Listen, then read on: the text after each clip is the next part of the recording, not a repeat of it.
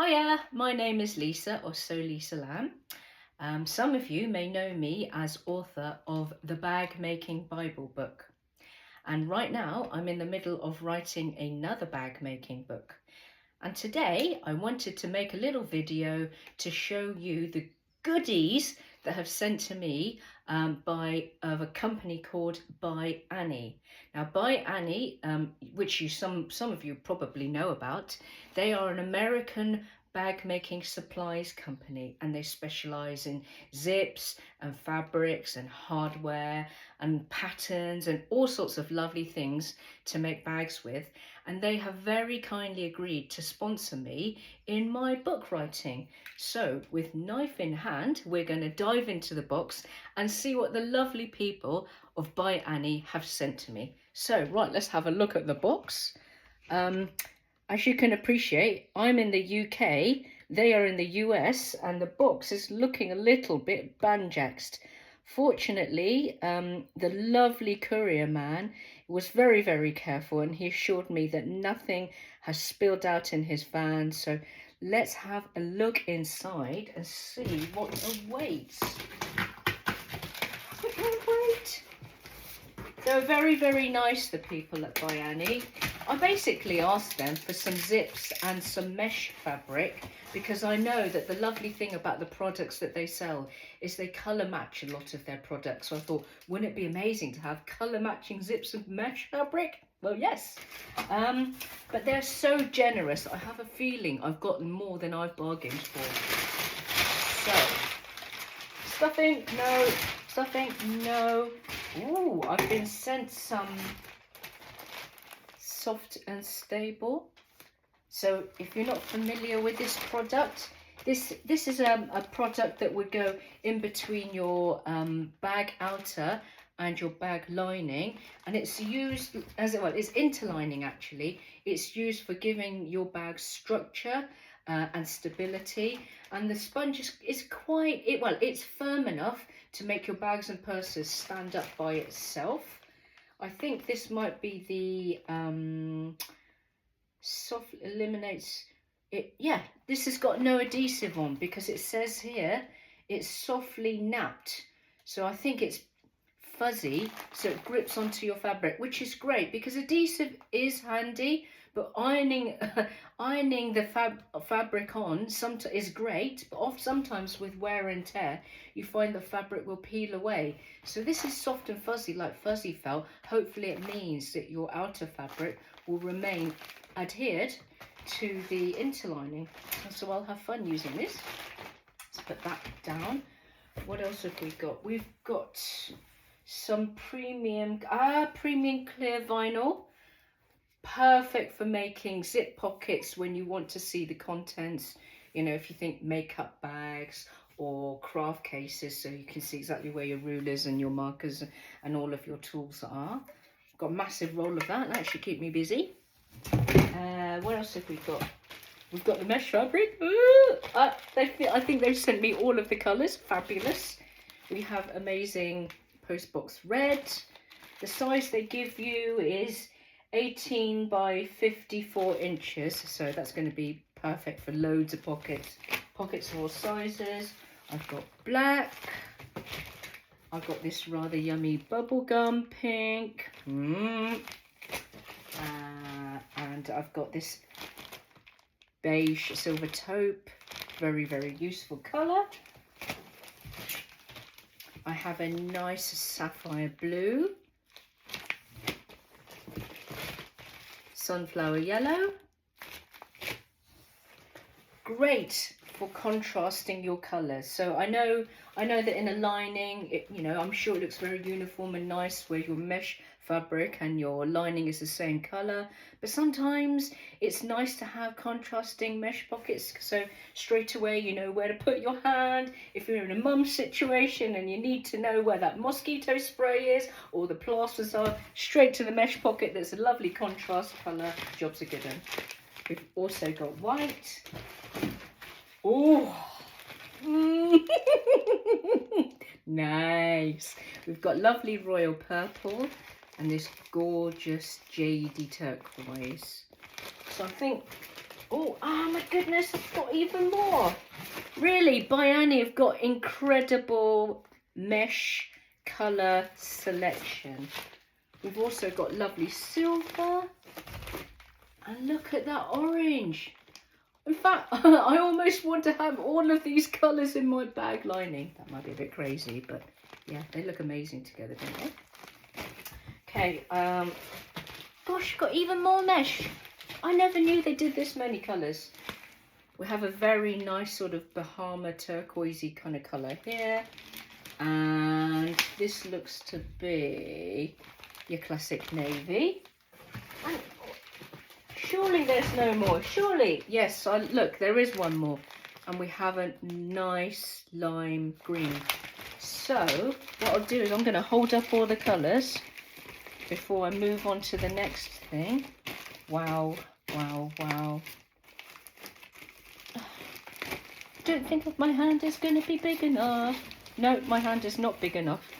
But here you go. I'll do my best. So I think this is half of the colours. Wow.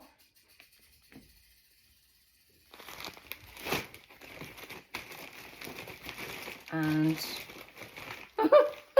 that's the other half. Absolutely amazing. I think what I'm going to do is, so I already know, I've already written the instructions for the bag that's going to have the mesh pocket. I will most likely, when it comes to photography, do a contrast colour mesh pocket because A, it would look cool, and B, it would make it nice and clear for the readers to see just how I'm building the mesh pocket. I cannot wait. What is next? Okay. Now, I know a lot of you are not very keen on zips. I understand they don't come with instructions, they're very innocuous looking things, but they can be a right fiddle to put in. It has been my mission, well, not my only mission, but one of my missions as a bag making person. I've been doing this since 2003-4 now, is to demystify zips and make them less scary for you to use. Because if you're going to make any bags at all and you want a bag that is secure and a bag that is easy to get in and out of, I don't mean for, you know, naughty people, but for yourself, it is very hard to avoid zips for long. I mean, I've had people say, even if I put in a magnetic snap at the top of a bag to make it a more beginner-friendly bag, I then I'll get asked questions, oh, I'd rather a zip in the top of the bag. So hopefully zips are becoming more and more friendly for more and more people. But I will say that when you've got bag making zips in an array of colours such as this, and look, so these are double the length with 2 zip pulls. Oh my word. I mean, obviously, for my book writing purposes, I won't need all of these zips. And I know that the lovely people at Bayani also know this. So, in a way, my reward for writing a bag making book is having a massive excess of zips that are double the length with a double pull. Fantastic. Look at those lovely, lovely colours. And I can attest to the quality. The zip pulls are nice. Let's show you a different, so the zip pulls, they're metal and they're nice, you know, and they're nice and they're long, you know, they're good for gripping at. I will unpack one in a moment just so that you can see how smooth it is. And this is definitely, so look, this they've sent me all of the colours. I mean, how generous is that? Right, let's undo a zip so that you can see the action. I'll just get in the clip here. Here it is. Oh, look at that. So this is a 30-inch double slide handbag zipper. Now, any of you who are not familiar with zip sizes, is sometimes when you buy a zip, you'll see its size, which is usually a number and a hashtag sign, and often that'll be like 3 hashtag or 5 hashtag, and what that means is the 3 or the 5 or even 7, that number stated is the width of the teeth. So if this zip was to say, does it actually state that? No, it doesn't on here. But if this zip was to say 5 hashtag, that would mean that the zip teeth on this zip it is 5 millimeters wide. And what I will say is zips which are hashtag 5 or size 5, they are great for bag making because they're a touch wider. Size 3 zips, they tend to be your all-purpose zips, which are very, very easy to find in most craft stores or online, and you would use them for dressmaking. And of course, you can use them for bag making as well. They come in squillions and squillions of colours.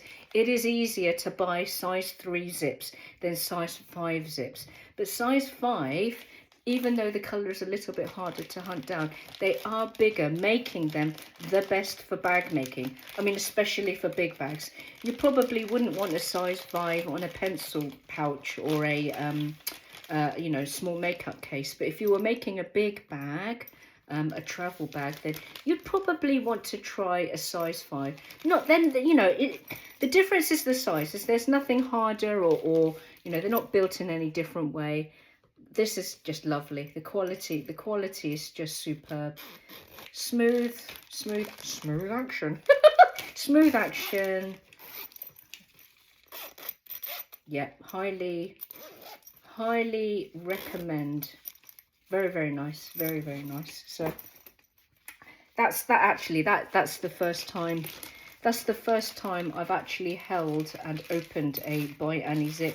I mean, I've seen them on all sorts of different websites, you know, but I've never actually touched one. I know I don't presently stock them myself, but yeah, having used that just now, can highly recommend. Highly recommend. So that's the zips. What's this I've been sent here? Oh, this is interesting. So this is Zippers by the Yard.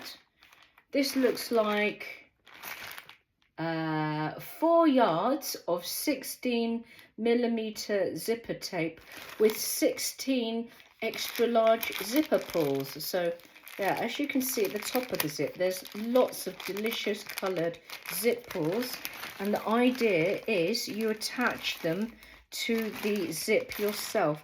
Now Casey, who I was chatting with at By Annie, said that these zip pulls are mega easy to get onto the zip tape. Now personally, I've done this, you know, I've put zip pulls on zip tape many a time. I can do it using a fork, I can use a zip jig, and I can just use it in, you know, put them on using my hands actually. But I know that for people who've not done this before, there's a bit of a mental block, and sometimes it is a bit fiddly. It's a bit like once you've done one, you've cracked it, and then from then on it's quite easy. But before you get to that point, it can be quite frustrating, and I know that it puts people off. So don't be frightened about buying zip tape and zip pulls separately. What I would advise, because there are just too many gorgeous zip pulls out there not to go and play. If you don't, you're kind of denying yourself the pleasure of the most amazing zip pulls and zip tape combos. I advise you to get yourself some zip tape and some zip pulls. Make sure they're the same size. So you would buy zip tape that is #5, and you should also buy zip pull, which should also say #5, so you make sure that the zip pull matches the zip tape size.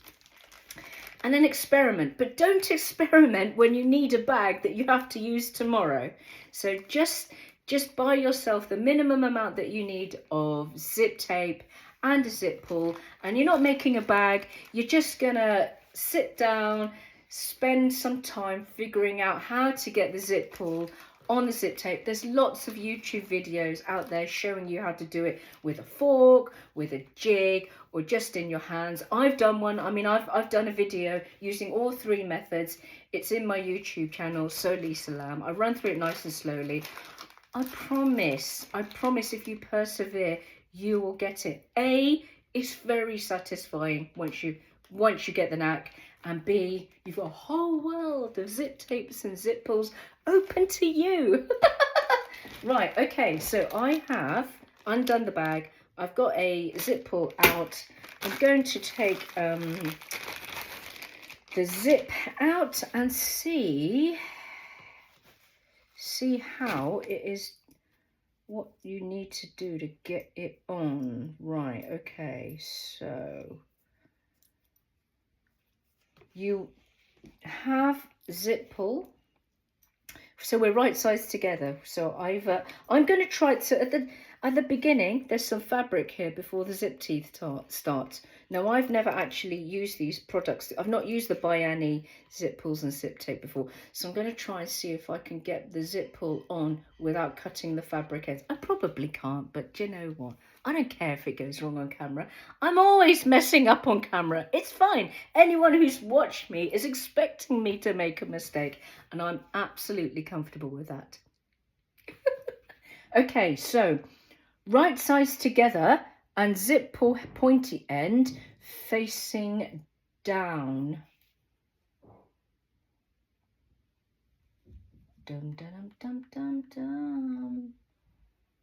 Dum, dum, dum. So I always do this. You always put in one side first before you do the other. Or shall I just try and do both first? Let's see what happens. You know, what is the worst that can happen? I just, you know, I go wrong again.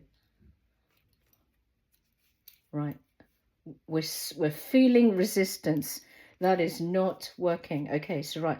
I'm just going to separate. I'm going to separate the zip ends now. I'm going to try that again. So one side the teeth has gone into the zip pull, and now I take the other side, pop that into the channel of the other side of the zip pull, and then there you go. It was very easy. It was very, very easy. I'll do that again quickly. There is this, so there's this thing, this urban legend myth thing. I was once on Sewing Street. The cameras were focused in on the zip tape, on the zip jig, on the zip pull, and my hands, and I could not for love nor money get the zip pull onto the zip tape. And luckily the audience were just, they were gorgeous to me. John, he's there having a good old, well, he's relishing in it, because that's John. And then ever since, it's been a little bit of a, is it going to work on camera for me? Okay, so zip pull onto the zip tape. The one side goes in first, just until the zip pull has touched the zip teeth. I take the other side, that goes into the other side of the other channel, like so. You can just see it going in. And then you can see that the zip ends are more at the top here, more or less level. Now I should be able to just pull on this zip pull and it goes on there. Ta-da! It really is as easy as that. Give it a go if you haven't already. Right, okay. They've also sent me this in white. Oh, look. So I was on Sewing Street yesterday with Stuart Hillard, and we were using zip. I was using a zip actually. And I did ask him, are you a contrast or are you a matching kind of person? And like me, he said, it kind of depends what you're making and who you're making it for. But how nice is it to have a white zip and then contrast coloured zip pulls? Lovely. Right, and what else do we have here? What else? Oh, look at this. Do you know what this might be? So this is fold over elastic. A bit like the stuff that you see on underwear. But do you know where this is going to go? And it might give you a clue as to what kind of pocket will appear in the new bag making book. That's right, people! Mesh pockets. So the lovely thing about mesh pockets is they're meant to be a little bit see-through so that you can see what's inside the contents. But they're also meant to be ideally a little bit elasticated as well, because you can't put a magnetic snap in mesh fabric.